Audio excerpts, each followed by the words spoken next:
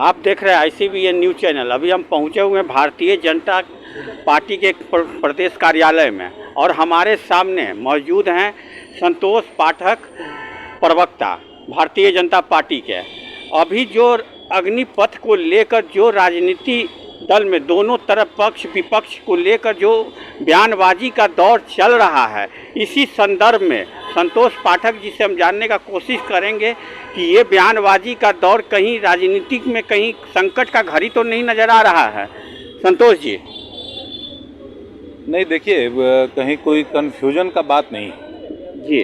अग्निवीर जो योजना केंद्र के माध्यम से आया है वो बेसिकली सेना का योजना है, सेना की योजना है। सेना अपनी मांगें और ज़रूरतें केंद्र सरकार को कन्वे करता है और जो सेना की जो डिमांड होती है वो केंद्र सरकारों की मजबूरी भी है, आवश्यकता भी है कि आप उसको पूरा कराएं, उसका अनुपालन करें।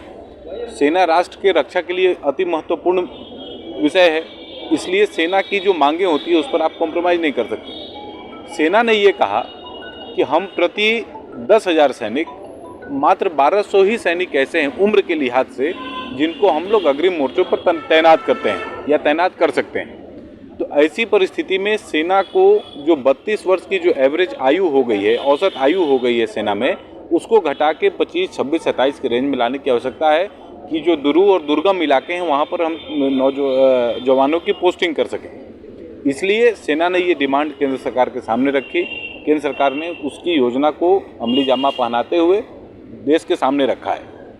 इसमें जो राजद की तरफ से जो हिंसा या जिस प्रकार की गतिविधि की गई वो लक्षण राजनीति के लिए ठीक नहीं है।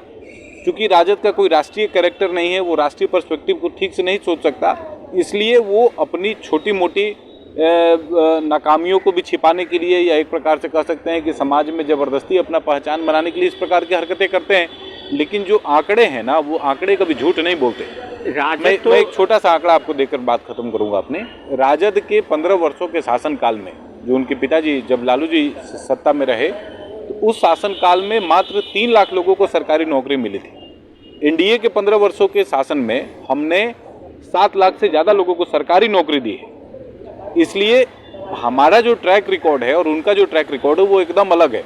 केंद्र सरकार ने एक वित्तीय वर्ष में 2020 और 21 के बीच में 2,65,000 सरकारी नौकरियां दी हैं। तो ये कन्फ्यूजन राजद के लोग पैदा कर रहे हैं। एक्चुअली कोरोना काल के जो आंकड़े हैं उनको समाज के सामने रख के जनता को बरगलाने का प्रयास था उनका, लेकिन इस साल उनका चरित्र है जो जनता के सामने आ चुका है। राजद विपक्ष है, बोल सकता है। अभी गठबंधन में जो इंडिया गठबंधन है उसमें भी लगातार बयानबाजी आ रहा है। संजय जायसवाल का बयान अलग है और राष्ट्रीय अध्यक्ष जेडीयू के राष्ट्रीय अध्यक्ष ललन सिंह जी का, उपेंद्र कुशवाहा का भी लगातार बयानबाजी आ रहा है। कहीं ना कहीं इस बयानबाजी से गठबंधन में कमजोर कड़ी तो नज़र नहीं आ रही। नहीं, देखिए, गठबंधन में जदयू और भाजपा का नैसर्गिक संबंध है। ये कोई आजकल का बना हुआ संबंध नहीं है। हम लोग 16-17 वर्षों से अभी बिहार में शासन चलाकर एक साथ हैं।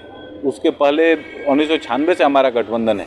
कहीं कहीं कभी कभी विरोधाभास आ जाता है, लेकिन अभी आपने देखिए आज जदयू ने इस बात की घोषणा की है कि जो द्रौपदी मुर्मू को जिनको भाजपा ने उम्मीदवार बनाया है राष्ट्रपति का, उनके 5 प्रस्तावक जदयू के लोग होंगे। कहीं कोई कंफ्यूजन ही नहीं है। भाजपा और जदयू के शीर्ष नेतृत्व में कहीं भी किसी भी प्रकार का कंफ्यूजन नहीं है।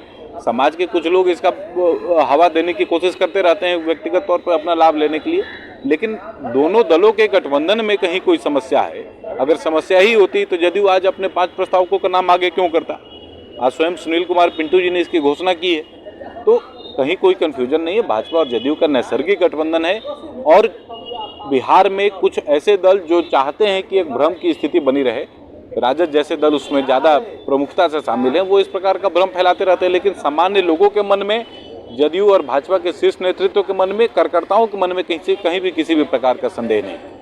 तो आपने संतोष पाठक जी जो प्रवक्ता हैं, बीजेपी के प्रदेश प्रवक्ता हैं, उन्होंने साफ तौर पे ये कह दिया है कि अभी गठबंधन में किसी तरह का कोई असमंजस नहीं है, सब समान तौर से सब ठीक है। और राष्ट्रपति चुनाव के लेकर भी उन्होंने कह दिया है कि जेडीयू से समर्थन मिला है और अच्छी बात है।